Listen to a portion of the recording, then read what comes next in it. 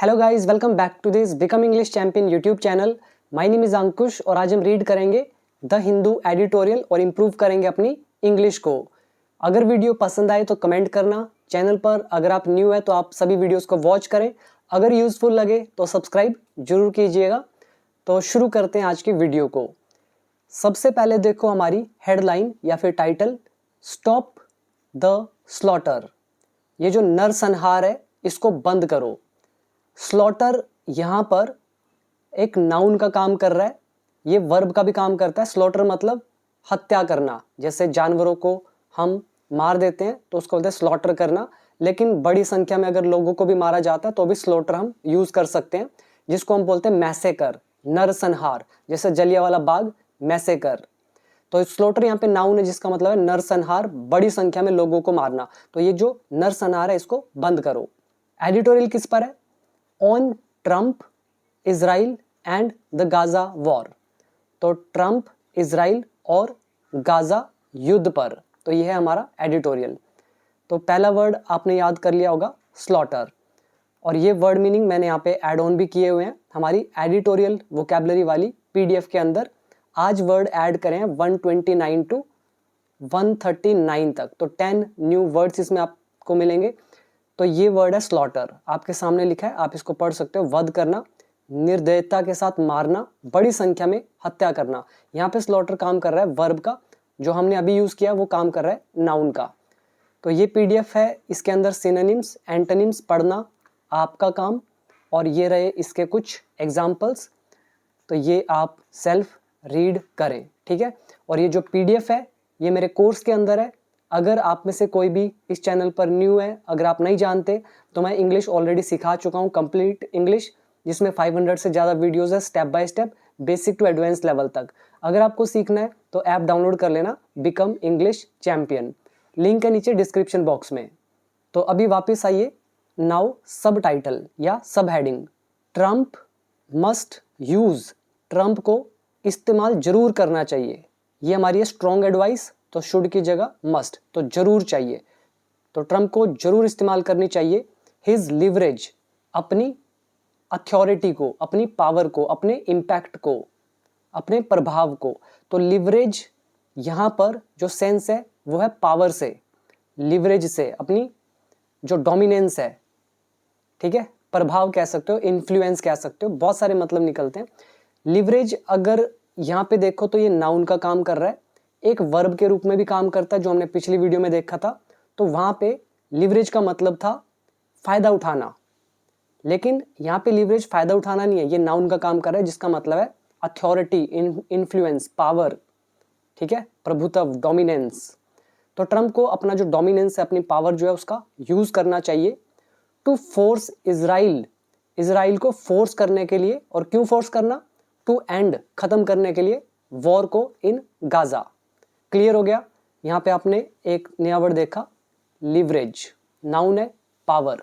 तो इसके बाद अब आता है हमारा फर्स्ट पैराग्राफ, और हमारा पहला सेंटेंस है यहाँ से, ये सारा यहाँ से होते हुए यहाँ तक, ये सारा एक सिंगल सेंटेंस है।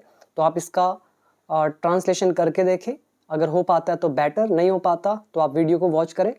यहाँ पे लिखा है, in his third white house visit, अपने तीसरे व्हाइट हाउस दौरे में, विजिट मतलब दौरा, इन 6 मंथ, 6 महीनों में, तो 6 मंथ में तीसरा राउंड लगा इनका। तो इसमें Israeli prime minister Benjamin Netanyahu, ये जो है, ऑन मंडे, तो 7 जुलाई 2025 को, ठीक है, heaped praise on US president Donald Trump.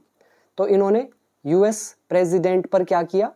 Heap किया प्रेज को। प्रेज मतलब तारीफ, और हीप का यहाँ पे क्या मतलब हो गया? ढेर। जैसे आप पढ़ते हो ना, हीप ऑफ गार्बेज, कचरे का ढेर, ऐसे यहाँ पे लिखा हुआ है हीप्ड प्रेज, मतलब बहुत सारी प्रशंसा, खुल के, दिल खोल के प्रशंसा करना।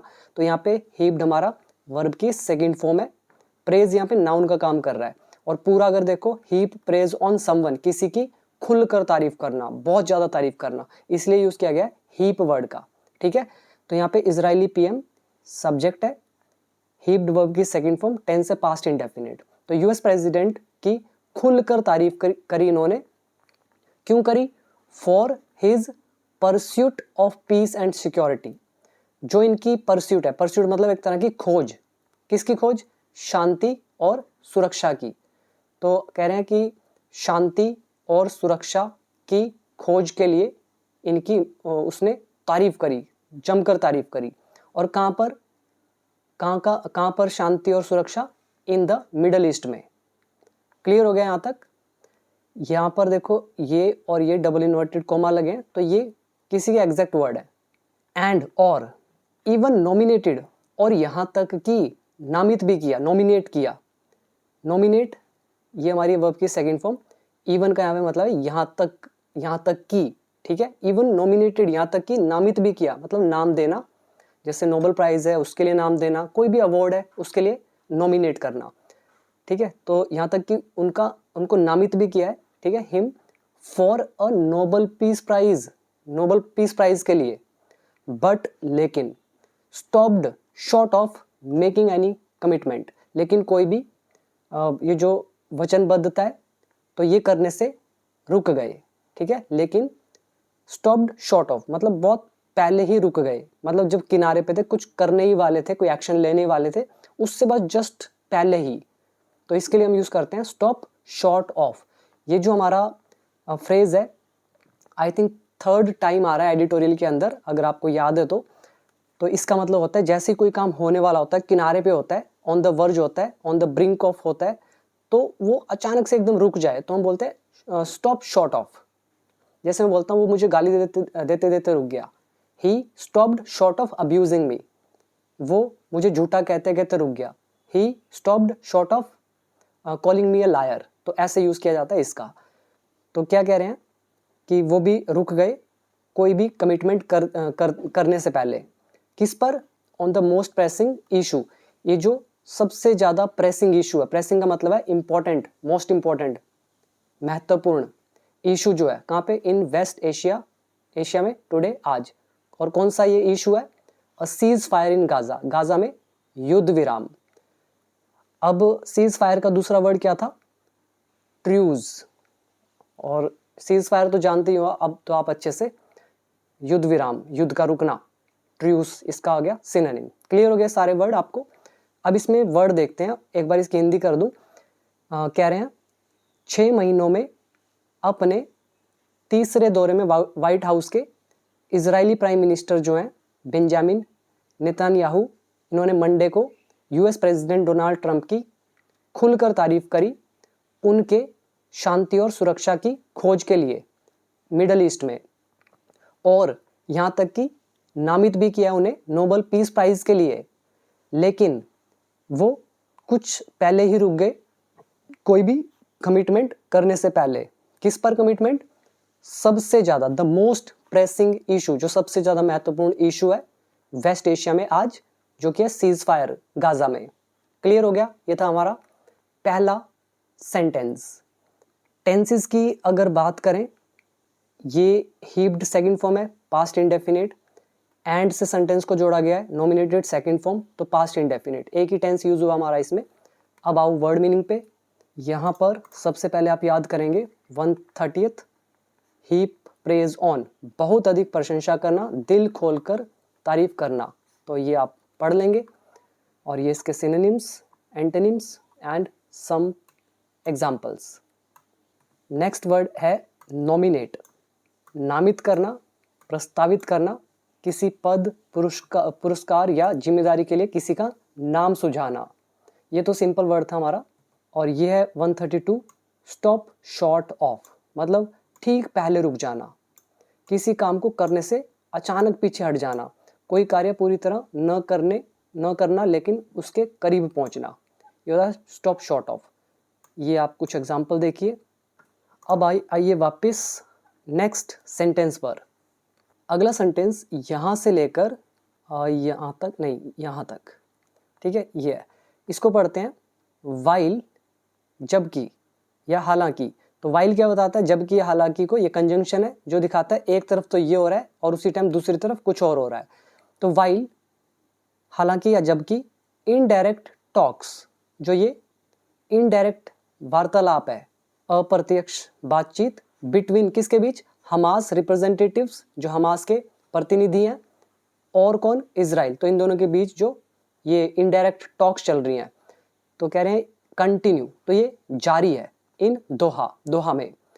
ये सारा जो है इनडायरेक्ट टॉक्स बिटवीन ये सारा सब्जेक्ट है। कंटिन्यू यहाँ पे वर्ब की फर्स्ट फॉर्म है, तो ये टॉक्स जारी हैं दोहा में, इनके बीच। और दूसरी तरफ क्या है, Israel appears to be readying, ऐसा प्रतीत होता है कि इजराइल तैयारी कर रहा है। अब यहाँ पे बहुत प्यारा रूल यूज हुआ है, अगर आप ध्यान दो, अपीयर टू बी। अब आपको याद आ रहा है lesson seem to be, seem to have, seem to be third form, seem to be plus verb की first form ING, seem to have been plus third form, seem to be plus verb की third form, seem to be plus noun, seem to be plus adjective. वो lesson आ गया हमारा। तो video number ये है 127 to 132, ये सारी वीडियोस आप वॉच करना। आपका जो एडवांस्ड कॉन्सेप्ट है ये कैसे आया है ये आपको समझ में आएगा, क्योंकि यहाँ पे अपीयर्स लगा हुआ है तो यहाँ एस लगा दिया, इजराइल यहाँ पे सब्जेक्ट है, अपीयर वर्ब की फर्स्ट फॉर्म प्रेजेंट इंडेफिनिट, साथ में टू बी भी लगाया, वर्ब की फर्स्ट फॉर्म आईएनजी लगाया, तो प्रेजेंट कंटिन्यूस। तो एक ही सेंटेंस में इंडेफिनिट कंटिन्यूस मिक्स किया हुआ है। कैसे मिक्स होता है, वीडियो नंबर 127 देखना, आधे घंटे का वीडियो है, ए टू जेड कॉन्सेप्ट कवर हो जाएंगे। तो इजराइल ऐसा प्रतीत हो रहा है कि वो तैयार कर रहा है, तैयारी कर रहा है किसकी, द फोर्सिबल रिलोकेशन की। फोर्सिबल मतलब जो जबरन, जबरदस्ती वाला, रिलोकेशन है मतलब स्थानांतरण करना, मतलब एक जगह से दूसरी जगह लेके जाना। तो जबरन जो ये एक जगह से दूसरी जगह पर स्थानांतरित करना है, तो इसकी तैयारी कर रहा है। और किसके रिलोकेशन की, ऑफ फिलिस्तीनियन, फिलिस्तीनियन के। और कहाँ पे रिलोकेट करेगा इन्हें, to the south of Gaza, Gaza के साउथ में। क्लियर हो गया। तो हम कहेंगे जबकि इनडायरेक्ट टॉक्स जो हैं हमास रिप्रेजेंटेटिव्स और इजराइल के बीच वो जारी है दोहा में, दूसरी तरफ इजराइल ऐसा प्रतीत हो रहा है कि वो तैयारी कर रहा है जबरन स्थानांतरण की फिलिस्तीनियों के, कहाँ पर, साउथ ऑफ गाजा में। तो ये हो गया पूरा सेंटेंस। वर्ड मीनिंग आप याद करें, सबसे पहला रिप्रेजेंटेटिव्स, प्रतिनिधि, दूसरा फोर्सिबल इज जबरन, जबरदस्ती में जो किया जाता है, एडजेक्टिव का काम कर रहा है, रिलोकेशन इज स्थानांतरण। और इसमें बाकी मुश्किल कुछ नहीं है, बस वाइल कंजंक्शन हमारा यूज हुआ। वर्ड मीनिंग में देखना चाहते हो तो ये रहा वर्ड नंबर 133, जबरदस्ती, स्थानांतरण।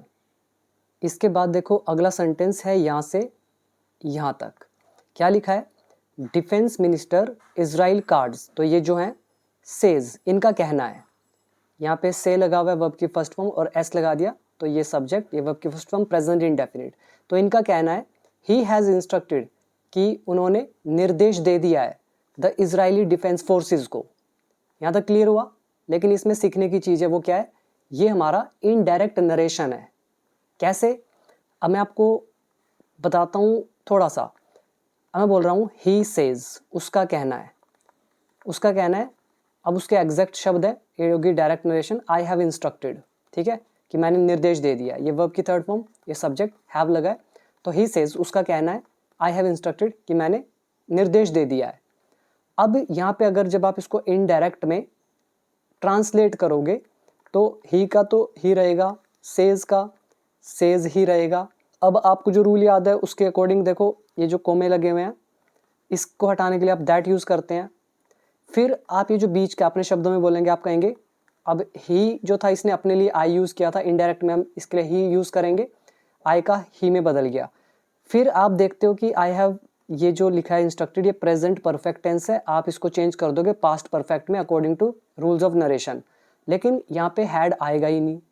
कैसे, क्योंकि जब ये पार्ट हमारा प्रेजेंट या फ्यूचर में होता है तो इसका टेंस कभी भी नहीं बदलता, तो यहाँ पे हैज़ होना चाहिए, राइट।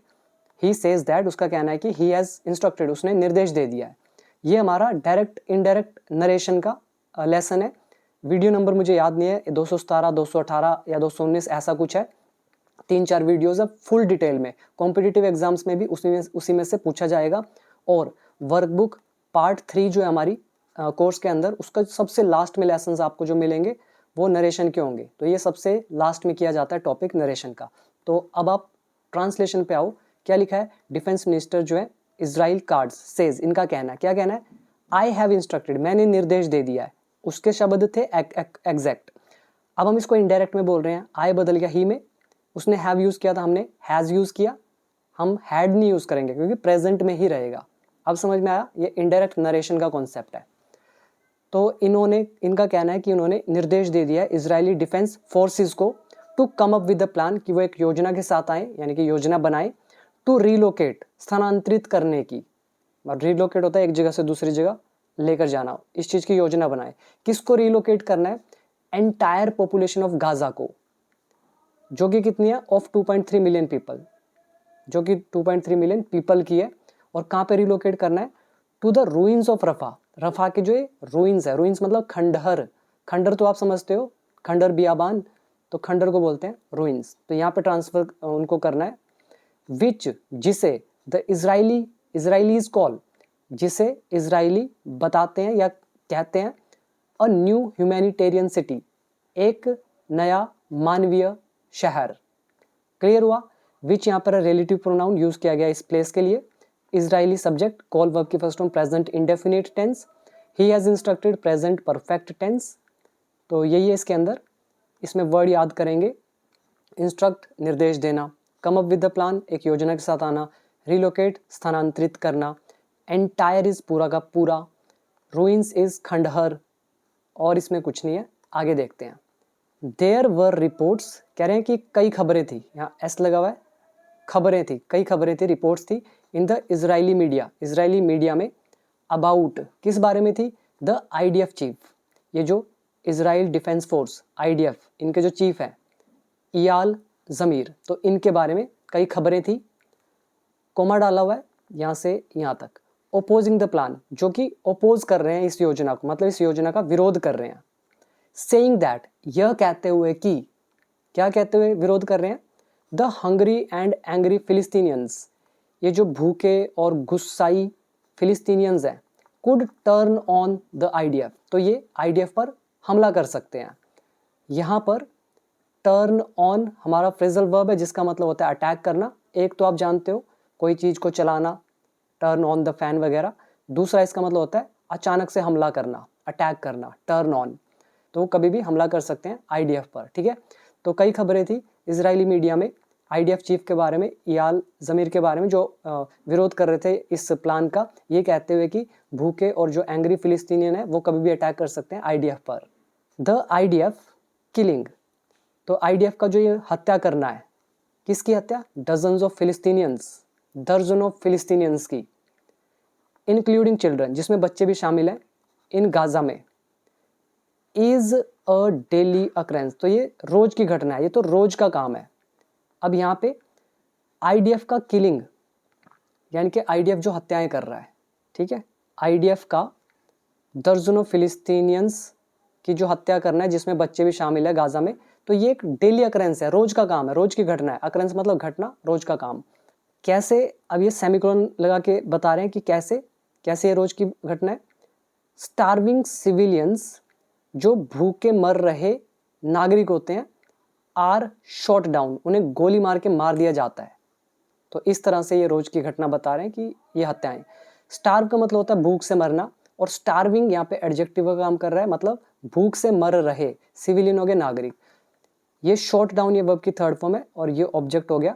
तो भूख से मर रहे नागरिक को मार दिया जाता है इन एड सेंटर्स, मतलब जो ये सहायता केंद्र है यहाँ पे।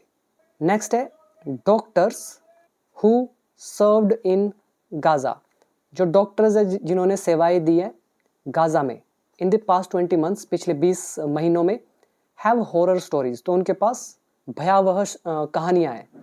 इसमें डॉक्टर्स सब्जेक्ट है, इसकी हेल्पिंग वर्ब लगी है हैव, स्टोरीज है हमारा नाउन, हॉरर है एडजेक्टिव। तो ये हमारा पोजेशन का लेसन।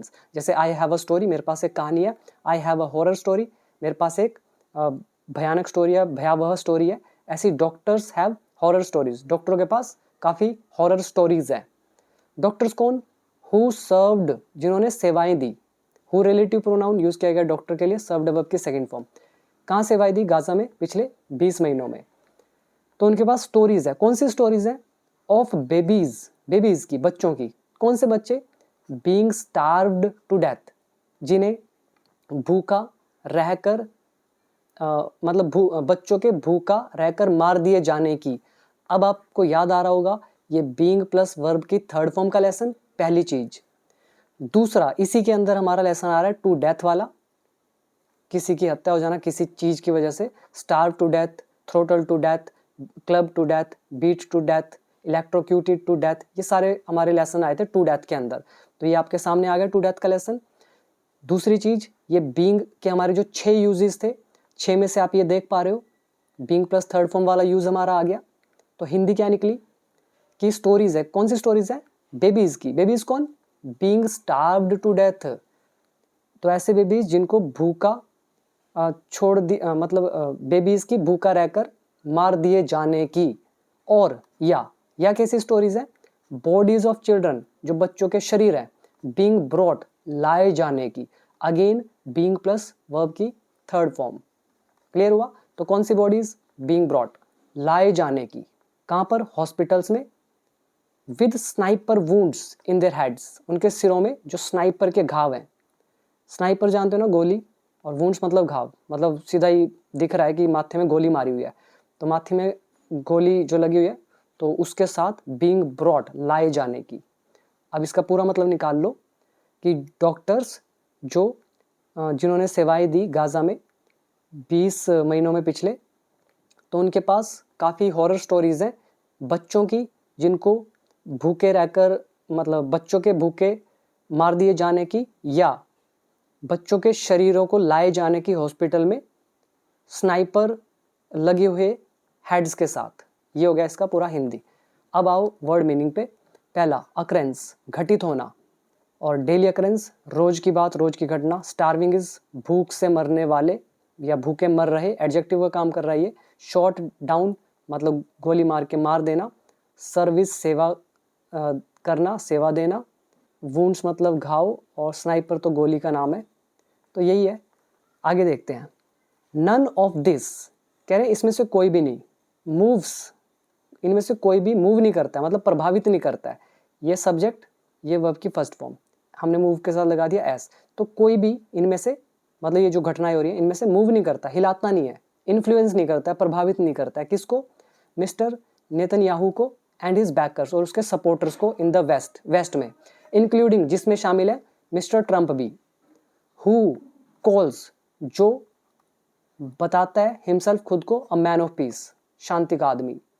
ठीक है, शांति प्रिय जो भी बताता है अपने आप को। ये तो आसान था, कुछ नहीं था इसमें मुश्किल। अभी आओ वर्ड मीनिंग पर। सबसे पहले देखो 134, रुइंस मतलब हो गया खंडहर, बर्बादी, विनाश के अवशेष। ये इसके कुछ एग्जाम्पल्स हैं, एग्जाम्पल पढ़ लो। We visited the ancient ruins of the temple, हमने मंदिर के प्राचीन खंडहरों का दौरा किया। नेक्स्ट देखो, टर्न ऑन, अभी आपको बताया था अचानक किसी के खिलाफ हो जाना, हमला कर देना, अटैक करना। ठीक है, अब देखो नेक्स्ट, यहाँ लिखा है mister Trump had said, mister Trump ने कहा था, बिफोर द मीटिंग, मीटिंग से पहले, दैट की, क्या बोला था? He would be very firm, वो बहुत दृढ़ होगा। फर्म मतलब दृढ़, एडजेक्टिव है। और उन्होंने वैसे ये कहा होगा, I will be very firm, मैं दृढ़ होऊंगा। ये हमारा इनडायरेक्ट नरेशन है, तो हमने क्या किया, आई बदल दिया ही में, विल का कर दिया वुड। तो मिस्टर ट्रंप हैड सेड, इन्होंने कहा था मीटिंग से पहले कि वह फर्म रहेंगे, दृढ़ रहेंगे, विद मिस्टर नेतन्याहू के साथ, on the need of a cease fire, जो ये युद्ध विराम की जो जरूरत है ना, इस पर वो दृढ़ रहेंगे, ये उन्होंने कहा था। आगे है, but words alone are not enough, लेकिन शब्द अकेले काफ़ी नहीं होते। Mister Trump has the leverage, mister Trump के पास लिवरेज है, प्रभाव है, इन्फ्लुएंस है, पावर है, टू कंपेल इजराइल, इजराइल को विवश करने की। कंपेल मतलब होता है विवश करना, मजबूर करना, फोर्स करना। तो उसके पास लिवरेज है कंपेल करने की इजराइल को। और क्यों करना ऐसा? टू एक्सेप्ट, कि वो स्वीकार करें सीज फायर को, युद्ध विराम को, गाजा में। आगे लिखा है, ही डेमोन्स्ट्रेटेड हिज इन्फ्लुएंस, उन्होंने अपने इन्फ्लुएंस यानी कि अपने लिवरेज का प्रदर्शन किया। ही सब्जेक्ट, इन्फ्लुएंस्ड वर्ब की सेकंड फॉर्म। ऊपर अगर देखोगे mister Trump has the leverage, leverage यहाँ पे नाउन का काम कर रहा है, हैज़ लगा हुआ, ये पोजेशन का लेसन।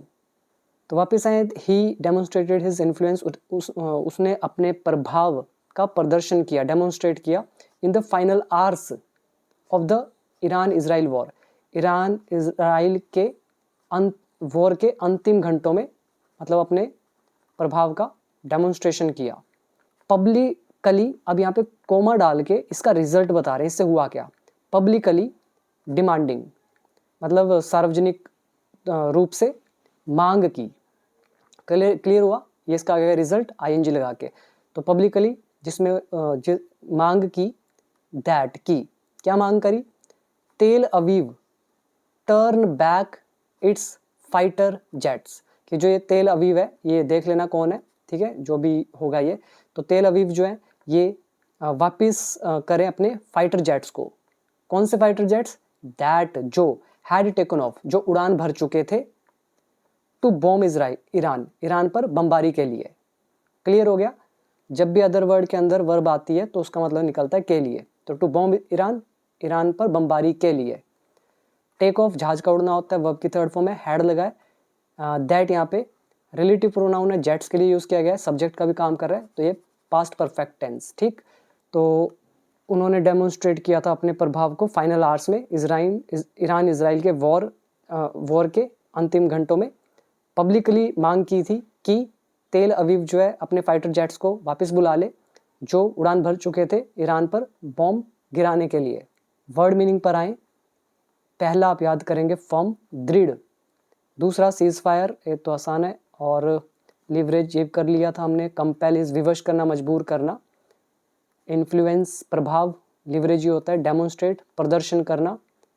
इसके अलावा पब्लिकली सार्वजनिक रूप से, डिमांड इज मांग करना, टर्न बैक वापस आना, टेक ऑफ उड़ान भरना, और कपड़ों के सेंस में कपड़े उतारना, और टू बॉम्ब बमबारी करना। Now next, Israel compiled, Israel जो है इन्होंने अनुपालन किया। अभी बताया था ना ये कंप्लाई करना, पालन करना। इजराइल जो इन्होंने अनुपालन किया आफ्टर कैरिंग आउट, करने के बाद। कैरी आउट अगेन आ रहा है जिसका मतलब है करना। ये फ्रेजल वर्ब हमारी बहुत बार कर चुके हैं, पता नहीं कितनी बार। तो after carrying out only a strike, तो कह रहे हैं एक हमला करने के बाद ही तो इन्होंने भी अनुपालन किया। और कैसा हमला था, अ सिंबॉलिक। सिंबल होता है प्रतीक, और सिंबॉलिक एडजेक्टिव का काम कर रहा है, मतलब प्रतीकात्मक। तो एक प्रतीकात्मक हमला करने के बाद इजराइल ने कंप्लाइड किया, अनुपालन किया, माना। Today's Israel is dependent on the US, आज का इजराइल निर्भर है यूएस पर, एज एवर बिफोर, जैसा कि हमेशा रहा है। During the war on Iran, Iran पर वॉर के दौरान, Israel had to rely on, Israel को निर्भर रहना पड़ा। ये हैड टू का लेसन है, रिलाई यहाँ पे वर्ब की फर्स्ट फॉर्म, रिलाई मतलब होता है निर्भर होना। तो ईरान पर या ईरान के खिलाफ युद्ध के दौरान इजराइल को निर्भर होना पड़ा, किस पर, अमेरिका पर। क्यों, for offensive and defensive support. ये जो ऑफेंसिव है, ऑफेंसिव मतलब हो गया आक्रामक, मतलब अटैक करना, और डिफेंसिव रक्षात्मक, ठीक है, ऐसा सपोर्ट। तो अटैक करने का और डिफेंस करने का जो सपोर्ट है, इसके लिए। Israel needs American weapons, Israel को जरूरत है, ये नीड का चैप्टर, किसकी जरूरत है, अमेरिकन वेपन्स की। क्यों जरूरत है, टू कंटिन्यू, जारी रखने के लिए, इट्स डेविस्टेटिंग वॉर, अपने विनाशकारी युद्ध को गाजा में। टेंस है नीड का लेसन, प्रेजेंट इंडेफिनिट का ही रूल है हमारा। आगे है एंड और, मिस्टर नेतन्याहू जो है, यहाँ पे देखो कोमा डला हुआ है, यहाँ से यहाँ तक, इसको भी पढ़ते हैं। तो मिस्टर नेतन्याहू जो है नीड्स, अब इनको जरूरत है किसकी, American political and diplomatic banking की। जो अमेरिकन पॉलिटिकल यानी कि राजनीतिक, और डिप्लोमेटिक इज कूटनीतिक, बैकिंग इज सपोर्ट। तो इस चीज की इनको जरूरत है। क्यों जरूरत है, टू कंटिन्यू, जारी रखने के लिए, हिज वॉर्स, अपने युद्धों को, across West Asia, West Asia में, विद इम्प्यूनिटी, दंड से बचते हुए। अच्छा वर्ड है इम्प्यूनिटी, मतलब होता है सजा से बचना। अभी मैं आपको ये वर्ड मीनिंग में भी दिखाऊंगा, पहले अभी पूरा पढ़ते हैं। यहाँ तक तो क्लियर हो गया ना, मिस्टर नेतन्याहू जो है इनको जरूरत है अमेरिकन राजनीतिक और कूटनीतिक सपोर्ट की, जारी रखने के लिए अपने युद्धों को वेस्ट एशिया में, सजा से बचने के लिए, या सजा से बचते हुए। अब ये कौन है, ये मिस्टर, ये कह रहे हैं हु इज फेसिंग, जो सामना कर रहे हैं। हु रिलेटिव प्रोनाउन यूज किया गया है इनके लिए, और हु यहाँ सब्जेक्ट का भी काम कर रहा है। फेस इज सामना करना, प्रेजेंट कंटिन्यूस टेंस, जो सामना कर रहे हैं एंड अरेस्ट वारंट का, तो इनके खिलाफ अरेस्ट वारंट है, इसका भी सामना कर रहे हैं। और कहाँ से arrest warrant? From the international criminal court से। और किस चीज़ के लिए है? फॉर वॉर क्राइम्स, युद्ध अपराधों के लिए, एंड क्राइम्स अगेंस्ट ह्यूमैनिटी, और मानवता के खिलाफ अपराधों के लिए। क्लियर हो गया सारा। अब आओ वर्ड मीनिंग पे। पहला आ गया कंप्लाई करना, अनुपालन करना, फॉलो करना। कैरी आउट इज करना, सिंबॉलिक इज प्रतीकात्मक, डिपेंडेंट इज निर्भर होना, रिलाई ऑन किसी पर निर्भर होना, ऑफेंसिव इज आक्रामक, डिफेंसिव इज रक्षात्मक, डेवस्टेटिंग एडजेक्टिव का काम कर रहा है, विनाशकारी, फेस सामना करना। इसके अलावा डिप्लोमेटिक कूटनीतिक, बैकिंग मतलब सपोर्ट, और इम्प्यूनिटी ये देख लेते हैं। कंप्लाई समझ आ गया, ये वर्ड है हमारा इम्प्यूनिटी, यानी कि दंड से छूट, बिना सजा के बच निकलना, किसी गलत काम के लिए दंडित न किया जाना, दैट इज कॉल्ड इम्प्यूनिटी।